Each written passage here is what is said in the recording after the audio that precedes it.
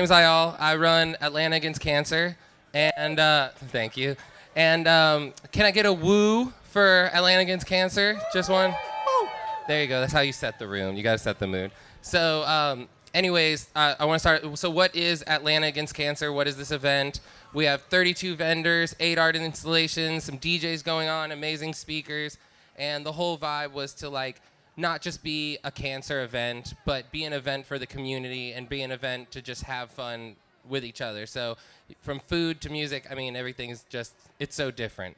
And so, I'm gonna let our illustrious speakers introduce themselves, and then I'll ask, so who are you? Where are you guys from? I know you're not from Atlanta, but we have such a connection that it's amazing that you could come. And both, how did you hear about this, and why did you feel it was a need to put the effort in to come here?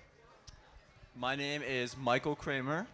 I am a cancer survivor. I live with chronic graft versus host disease. My mom and I, we have a podcast, we do TikTok, we do YouTube, and we're all about helping others. We lead support groups, and we are huge advocates for the cancer world. And we're here today because we want to help out our boy Ayo here with this amazing event that he put so much work into, and it is amazing, and we just want to say that we're just so blessed to be here. And I'm just going to add to that I am Ashlee. I'm Michael's mom, and I am very blessed to be here. I'm blessed to be his caregiver, which has been my full-time job the last almost 3 years. And we love this event. It's fun. It's not cancer. Love it. Thank you and so we're much. from Miami. I don't know if You we are said from that. Miami. Yeah, We're from Miami. So, we came all the way from Miami. all the way. A quick story about, this is Atlanta Against Cancer, but cancer is not a social gathering all the time. It is not a, past the Facebook post, it is not exactly a social experience. Sometimes at our hospital, it can be. Go on. I mean, we have had, like we said in our speech, we've had parties in our hospital room with residents, nurses, and I think we've tried to make cancer a more social experience through our support groups, through social media, through meeting people, connecting. Right. And that's been our whole thing, is just connection and trying to help the next person. That's really all it is to us, is, you meet someone who's newly diagnosed at your hospital, and as someone I was diagnosed almost 3 years ago, so I've been through the works, and I can help someone, mentor them, and that's really what cancer is all about to us, is just helping and giving back. Yeah, that's how we met people. Yeah. So a short story is that I actually saw Michael through one of those Instagrams that just repost people's stories, and was to try and get their own clout and to try and get their own followers, and then I DM'd him and we talked about it, and I was like, oh, this. And you have such a unique story and a vibe, right? You got to feel the vibe, and so 100%. Yeah, and of course, and basically, I was just like, oh man, I'm doing this thing. I'd love to just send you something, And from there, we've done a collaboration on clothing. We've done a podcast. I got you to get on an airplane and come to. My first time flying since I was diagnosed with cancer. It's been 4 years. I think I got him on an airplane. You got him on an airplane. I don't know how that worked She did. internally. But it's been this kind of amazing relationship, because certainly I'm not the most social cancer patient, even though I do this stuff. A lot of it is just because it's a creative outlet, and meeting you has been this it's a friendship with where passengers who have gotten onto a lifeboat from a sinking ship, and we don't have the same story, but we're on the lifeboat together. Exactly. 100%. And it's relating that has just opened up this opportunity to to watch where your life unfolds, where my life unfolds. It really is amazing. And so okay. But you two bonded. And we bonded. Yeah, we bonded 100%. Yeah, 100%. I completely agree. So let's, for the crowd, a woo for the crowd. Yeah. So what was your diagnosis? Just the name of the diagnosis. Hepatosplenic T-cell lymphoma. Sounds like one of those words they ask at like the spelling bees. You know? Exactly. When I they mean, said hepatosplenic, I went, hepato whato? I was like, hepato whato? What's that? And so, I mean, it's one thing anybody knows is like once you get into that, like you have these medical experiences, you somewhat become an expert. And especially in your situation of having this unique, it arguably unique cancer diagnosis, like you have to learn, you have to educate, you have to become an expert, not just in yourself and what works, but in what am I going through? And so, what is that thing you said that I've told you for the entire time? I'm like, hepatosplenic T-cell lymphoma. So what is that? So it's a very, very rare and aggressive form of blood cancer. I mean, my doctor, who's extremely experienced, had only seen one case prior to me his entire life.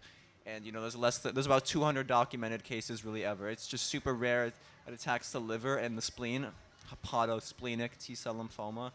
And it's very, very aggressive. I mean, I was so lucky that we caught it when we did, because if I was not diagnosed on time, I wouldn't be here today, and it's as simple as that.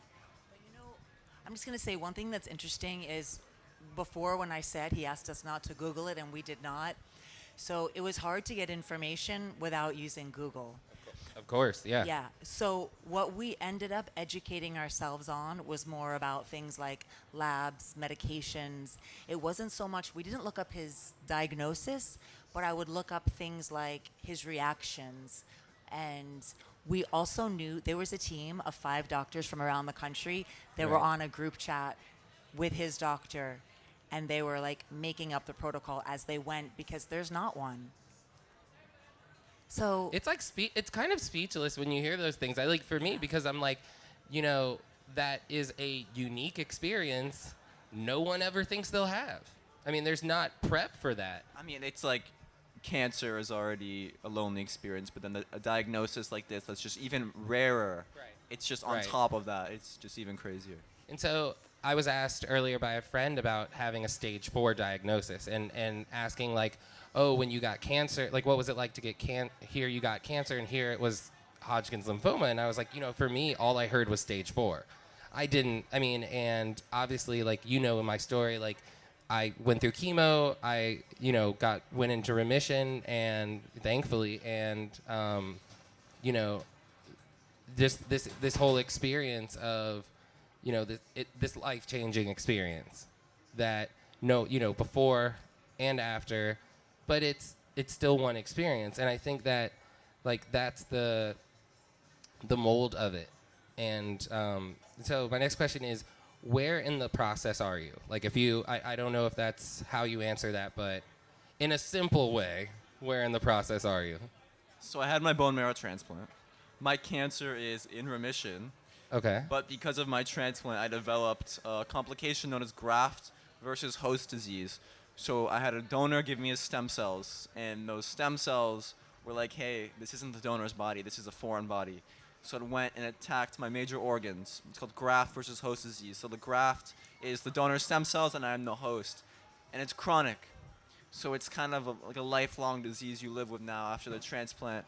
And what I'm doing is a combination of immunosuppressants, immunotherapy, and extracorporeal photopheresis, which is I'm taking pills to suppress my immune system. I'm doing a treatment called extracorporeal photopheresis, which means outside of the body photopheresis. Extracorporeal is outside of the body. Photopheresis is the weakening of the white blood cells through phototherapy. So it weakens my white blood cells and returns them to me because my white blood cells, my immune system, is overactive. It's kind of like an autoimmune disease, graft versus host disease. And I'm starting immunotherapy actually next week. So I'm still in the hospital 2 to 4 days a week. I've been through chemo and radiation, but it's still never ending for us. It's just like a journey forever when you have this illness. And even anyone with cancer, it's kind of like a forever thing. You're never going to be back to who you were before. You're never going to be not someone who had cancer. You're always going to have checkups. You're always going to be a cancer survivor.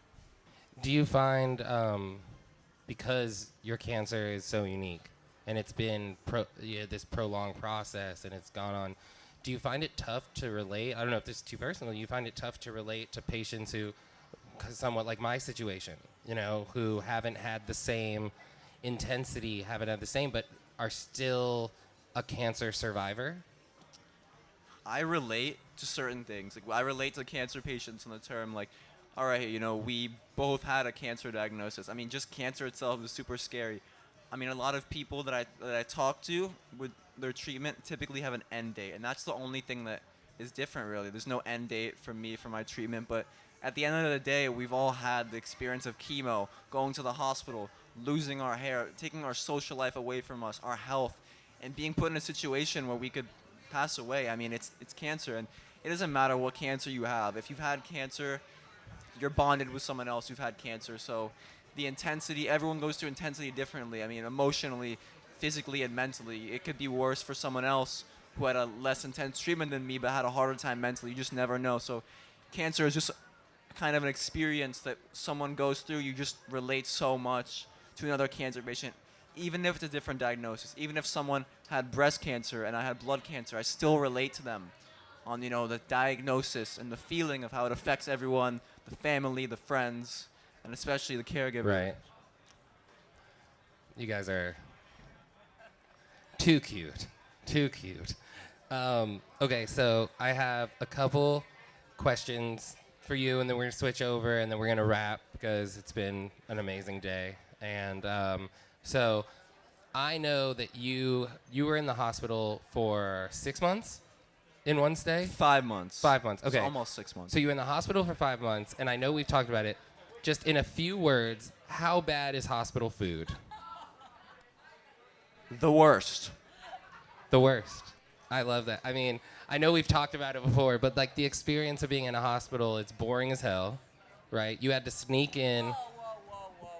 Wait a minute. Our hospital experience actually wasn't that boring. You were in a children's hospital, right? Yeah. I mean, we've been at both. It's so different. Yeah. Well, that's a good question to end your segment on. What is the difference between the experience at the children's hospital versus your experience at the adult hospital? The children's hospital, it feels like a more human experience as compared to a patient experience. I think that's the best way you can put it. When you're at a children's hospital, there's just so much effort into making the patient comfortable. You have child life specialists. You don't have a child life specialist in an adult hospital. And it's just insane to me how the adult hospitals, you walk in and you can just feel the difference. It is boring. It is the same color everywhere. There is no change. And there's not really any sense of... There is some personalization, and some things are personable. Right. But I would say not nearly as much as a children's hospital. And you can speak to this as well, Mom. You can speak very well to this. Well, I think one thing for us is we experienced Michael's dad in an adult Right. hospital. And I remember when he was there being like, why is there no color? Why are the walls this color? And it was so sad. Like the kids, as much as they loved their dad, they did not want to visit him in the hospital. Like they wanted to see Yeah, him, exactly. but they didn't want to go to the hospital. And Exactly. when we're at the children's hospital, there's color, there's clowns, there's jokes. I always there's say, like, they take you to Elephant Room 3, yes. instead of... It's like beautiful. It's horrible to see children suffering in the Right. hospital. It's horrible to see your child sick. But I'm going to say that like the whole atmosphere was so different. That said, he's had a really good experience doing extracorporeal photopheresis because he's in a really small unit Right. of photopheresis. There's only 3 nurses. And so, of course, they're all in love a with lot of Michael. great care. Yeah, who You wouldn't, know. who wouldn't be? And plus, they're in love with me. Of but, course, you know, that's what we're really here for. the sidekick. So, we only got a couple of minutes left, but I want to talk to you for a second because I think it's such an interesting perception that you get, and such an interesting vantage point on the cancer experience that I think is so relatable to almost even more people because, there is the cancer patient, but then there's the community around them. And there's so much fear involved in, my parents are getting old. How will I take care of them? My kid is in the dirt too much and is eating too much processed foods or whatever it is, too much sugar in their diet, whatever it can be. Like, there's fear involved in having to be a caregiver, even if it isn't just cancer, but a caregiver in general. So to you, what is a caregiver? Oh, goodness. What is a caregiver? It's someone that takes care of someone they love. So I was a different kind of caregiver for my husband because at the time I had 3 young children. So when I was a caregiver for him, it was more about making sure he was comfortable. So I would take care of the kids, get them out of his hair. I would make sure he had everything he needed, but it was about I worked more so he didn't have to worry about making any money. That was a different experience. And then with Michael, my caregiving experience has been kind of the opposite. Like I stopped everything just to take care of him. Of course, it was a different diagnosis, and I thought maybe I had a very short time with my kid. But I think a caregiver, and now the thing is, I think I read, we were talking about it, and I have a support group for caregivers, and it's like there's millions of caregivers right now in America. There are millions of caregivers. Right. Totally. And the hard part is, how do you balance taking care of someone, still doing your job, taking care of, if you have the rest of your family? There's a lot that goes into caregiving that we don't think about. We were recently on a panel talking about this. Like, having a chair in the room sometimes. At Nicholas Children's Hospital, I always had a chair. In the adult hospital, no. So there's like so many things that we don't think about. And the caregiver really needs a lot of love and a lot of support too. It's an expansion of the cancer experience. It is an expansion. And I mean, I'm so lucky we have our relationship. Yeah. So because we don't have so much time, and we have plenty of time. And we can talk forever, Michael and I. You don't know that, but we really can. We scheduled a 30-minute podcast once and went for like an hour plus, so we've done it. Yeah. But basically, I think the question is, as a piece of advice to people like who might find themselves in this situation, if we can call it that. And I don't like that term so much, but people who fall into that, like, what is your sense of advice? Like, I think the biggest advice, and I think there's a couple people here that would know this, is that you do need your community. You do need support. You need sometimes to say, I cannot do every single thing. It's really hard for me. I'm one of those people that likes to do everything. Right. But I think that you have to sometimes say what takes priority. Yeah. And that's okay. And I always tell other caregivers, you should prioritize yourself. I have to remind myself, because of course I don't. Understood. Because of course you don't. And Michael and I joke about, and some of you have heard this analogy before, they talk about the airplane, and we just heard it this morning when we were on the airplane, like the oxygen mask comes on and they say, okay, put it on yourself and then put it on your child. There is no caregiver I have ever met that will put it on themselves and then their child. They're going to take the mask and put it on their child. But I will just say, after you put it on your child, or your parent, or whoever it is you're caring for, try to take a breath yourself. Of course you're going to take care of them first, but try to remember that you have to take one too. Amazing. Yeah. And Michael, anything you want to say for our ender? Just on, I think the big thing here is just like spreading the happiness and joy of awareness, education. Like, these things don't have to be sad. I know we haven't cussed as much as we normally do, but these things have any sand. Fuck cancer. Woo! Wait, we started with LOVE. We started with LOVE, though, and I think we should know that. That's a mic drop. My name is Ayal. Sign up. My name is Ayal, and this has been Michael and Ashlee Cramer. Thank you so much. Can we get a round of applause? Thank you, thank you, thank you.